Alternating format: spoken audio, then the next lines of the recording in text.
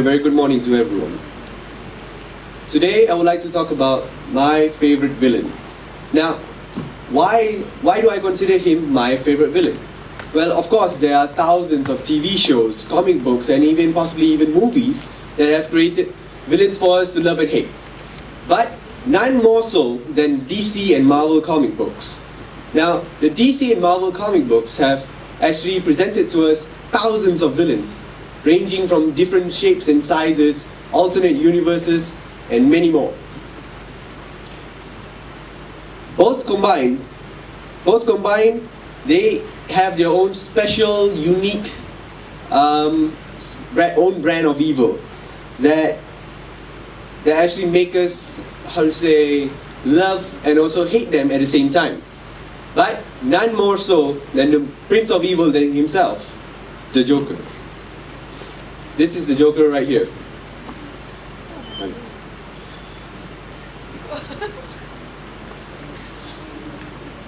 Now, why I consider him to be the greatest villain of all time is because he is the arch nemesis of the Batman.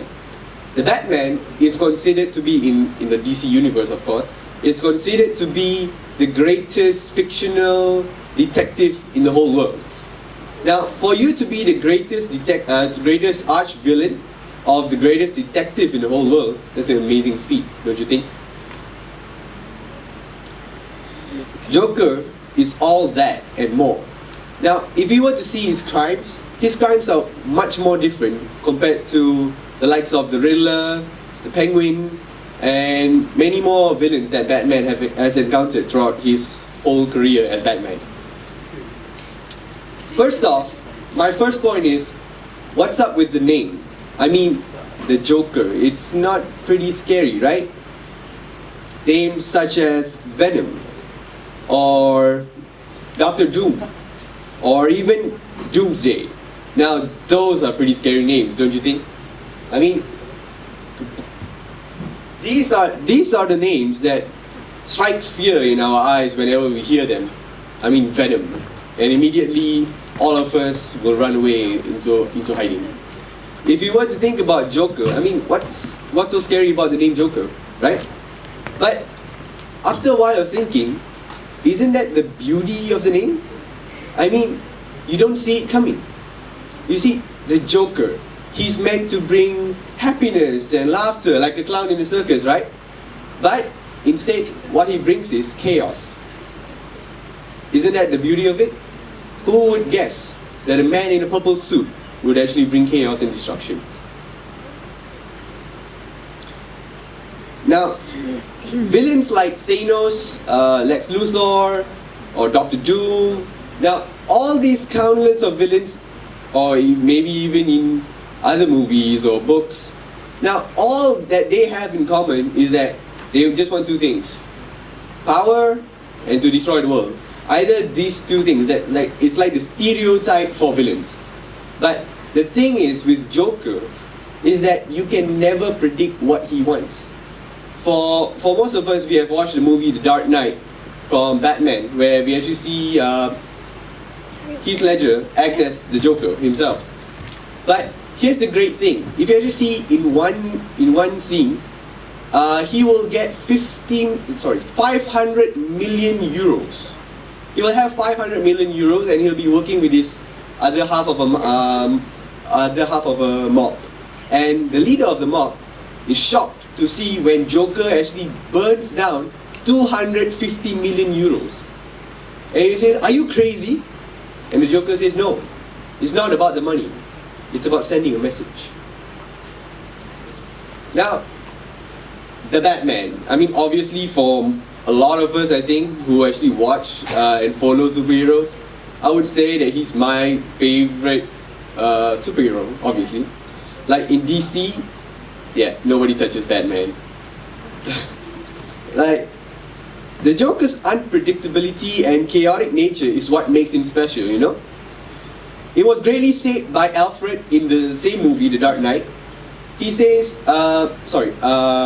Bruce Wayne, Batman, will actually ask Alfred, like, why is Joker doing this? Because he himself could not comprehend, because the usual stereotype, like I just said, is actually to gain power, to gain money, etc., etc., etc. Just that normal stereotype. But he'll ask Alfred, like, why? I mean, why is he doing this?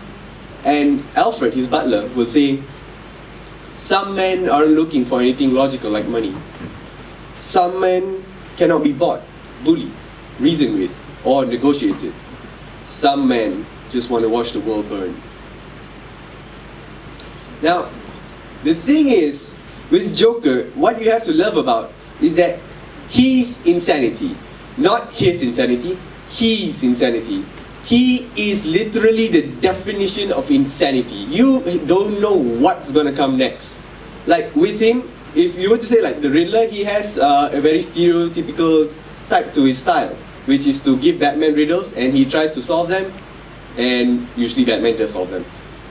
But with the Joker, you just don't see what's coming next. He might bomb a hospital, he might do things that we just wouldn't expect him to do. I mean, like burning down 250 million euros. Who does that? Now, this is the Batman for all of you guys. If you really have not watched Batman, are you serious?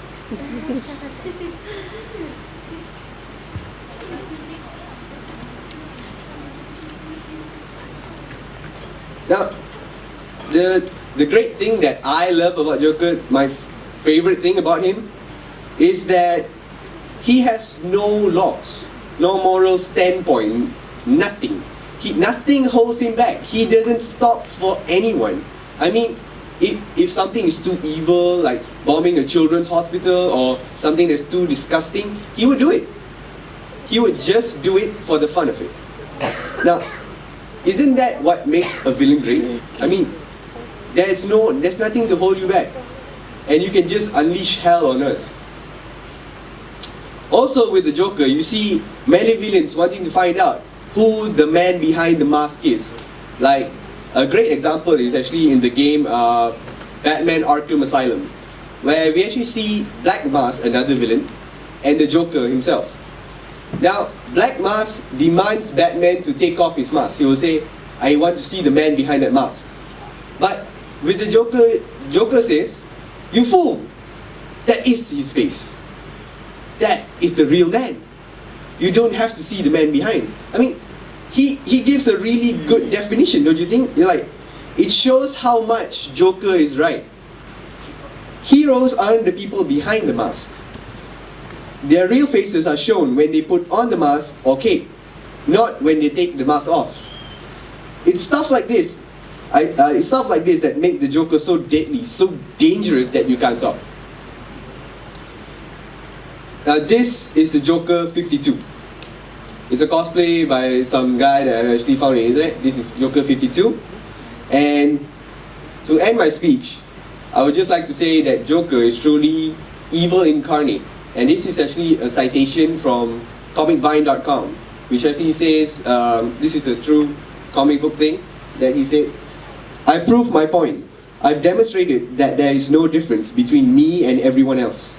All it takes is one bad day to reduce the sane man's life to lunacy. That's how far the world is from where I am. One bad day. Thank you.